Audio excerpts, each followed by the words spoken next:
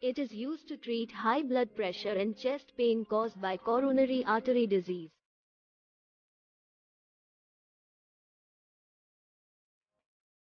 It blocks calcium channels in blood vessels and heart muscle, leading to relaxation and widening of blood vessels, improved blood flow, lower blood pressure, reduced workload on the heart, and relief of chest pain caused by reduced blood flow to the heart muscle.